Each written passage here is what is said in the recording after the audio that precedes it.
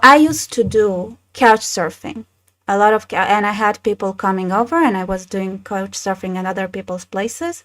And I want to talk about a German couple that I have at my place in Haifa that came over. So what's special about those two, that couple, is that they were volunteering at a refugee center. So they were working with refugees. They were helping them out, during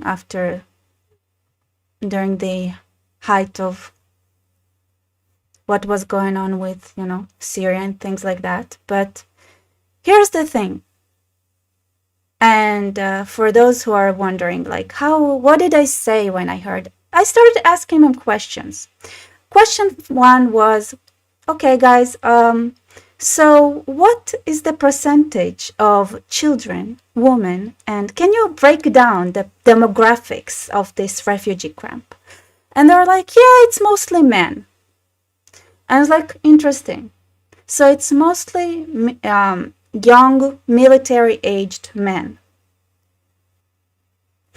And then I started asking them, okay, so, and I didn't say anything, right? I didn't want to expose what I think about their willingness to be serving these kind of people.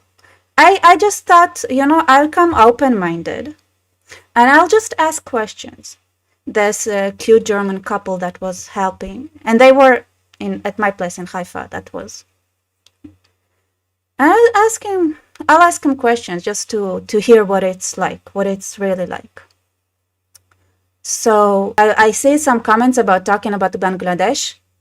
1 second, I will get there. It's in my list because this is part of, but I want to start there because I want to talk about certain type of mentality, which is really, I think, is the key to understand what happened on October 7th and what's happening right now all over the world.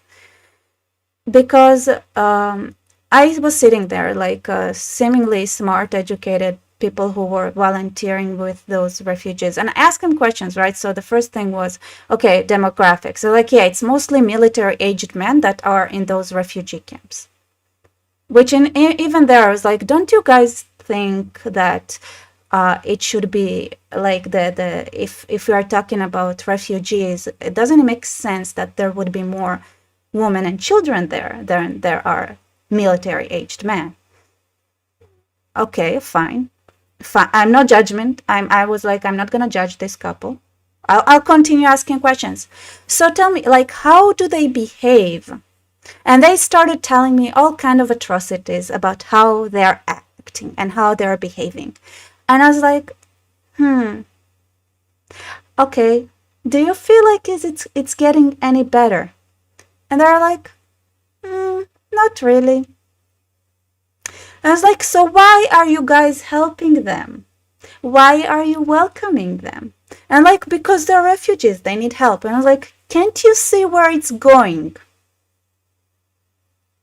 And the German couple looked at me, blinked twice, slowly. And I was like, what are you trying to say? I'm just saying, like, that it's gonna turn on you, it's gonna be problematic for Germany to have people with those moral standards. And I was like, no, we're not racist like that. We don't think that way. No, but I was like, but it's mostly men. It doesn't make sense. And they're behaving like their behavior is abhorrent. And it doesn't get better. What do you expect to happen? What do you think will happen long term? We're not racist, blah, blah, blah.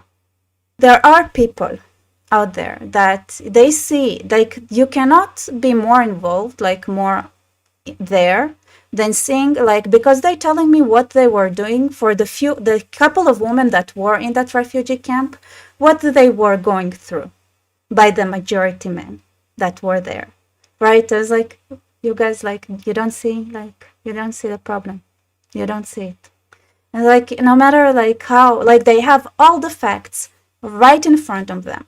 They have everything. And yet they cannot understand where it's going. They just cannot.